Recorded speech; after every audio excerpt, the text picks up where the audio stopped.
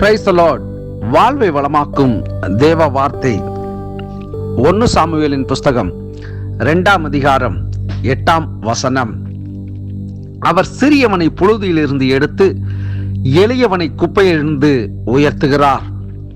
ஆம், நம்முடைய தேவன் சிறியவனையும் எளியவனையும் அவர் உயர்த்துகிறவராய் இருக்கிறார். இன்றைக்கு மனுஷனால் அற்பமாக எண்ணப்படுகிற நபர்களை தேவன் எந்த நாட்களிலே வல்லமையாக அவர் தம்முடைய வேலைக்காக பயன்படுத்தி கொண்டிருக்கிறார்.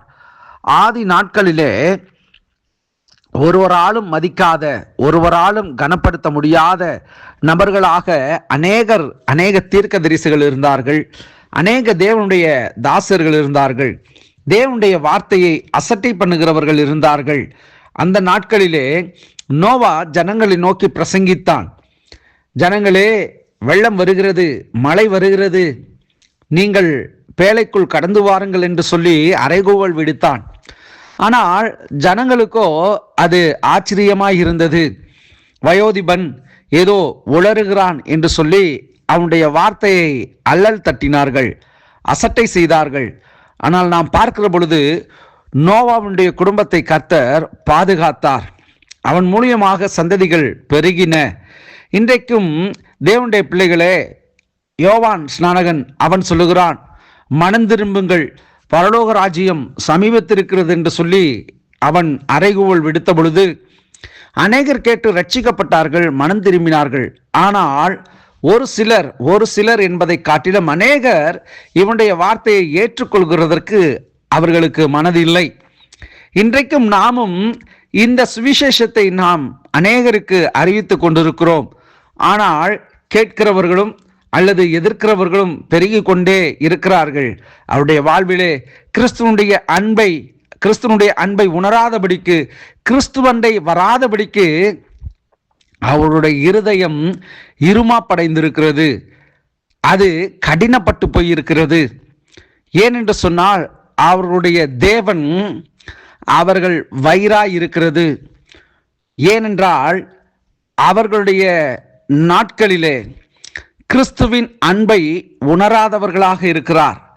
ஆனால் இங்கே நாம் வாசித்தோம், சிறியவனை புழுதியிலிருந்து எடுத்து எளியவனை குப்பையிலிருந்து உயர்த்துகிறார் என்று சொல்லி ஒருவன் தேவனுடைய வார்த்தைக்கும் தேவனுக்கும் கீழ்ப்படிந்து தன்னை தாழ்த்தி தேவனுடைய செவ்வையான பாதைகளில் அவன் நடந்து கொண்டிருக்கிற பொழுது நிச்சயமாக தேவன் அவனை நினைத்தருளுவார், அவனை உயர்த்துவார்.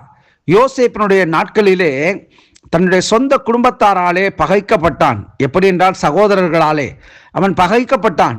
அவனை குறித்ததான காரியம் அநேக சகோதரர்களுக்கு, அவனுடைய சகோதரர்களுக்கு ஒரு பொறாமையையும் ஒரு எரிச்சலையும் உண்டு பண்ணினது. ஆனால் கர்த்தர் யோசேப்போட கூட இருந்தார். அவனுடைய வாழ்க்கையிலே தேவன் ஒரு மேன்மையை அவனுடைய வாழ்க்கையிலே வைத்திருந்தார். அவன் சொந்த சகோதரர்களாலே புறக்கணிக்கப்பட்டான். போன இடங்களிலே அடிமையாக விற்கப்பட்ட இடத்திலே அவப்பெயர் வந்தது. ஆனால் காலம் அவனுடைய வாழ்க்கையிலே தன்னுடைய மகிமையை தேவன் வெளிப்படுத்தும்படிக்கு அந்த காலம் வரும் வரை அவன் அடங்கி இருந்தான், அவன் காத்திருந்தான். தன்மேல் நிந்தையாய் சுமத்தப்பட்டதான பழிகள் அனைத்தையும் அவன் அதை சந்தோஷமாக ஏற்றுக்கொண்டு முகம் கோணாமல் தேவனுடைய பார்வையிலே அவன் செம்மையானவைகளையே செய்து கொண்டிருந்தான். நாட்கள் வந்தது, தேவன் யோசேப்பை உயர்த்தினார்.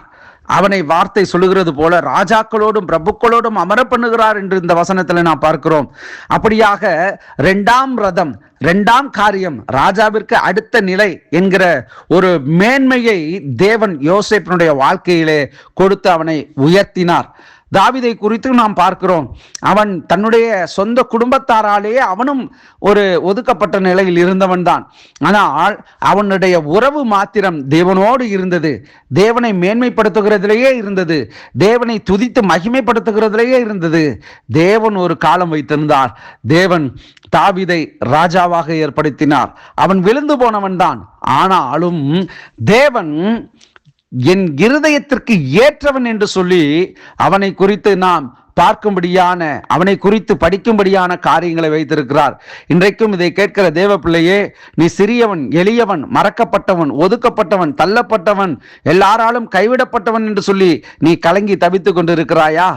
நிச்சயமாக தேவன் உனக்கு ஒரு உயர்வை வைத்திருக்கிறார். காலங்கள் இனி உன்னுடைய வாழ்க்கையிலே அது நிறைவேறும் நாட்களாக கடந்து வருகிறது. கர்த்தருக்கு முன்பதாக தாழ்மைப்படு, நிச்சயம் அவர் உன்னை உயர்த்துவார், உங்களை ஆசீர்வதிப்பார். God bless you.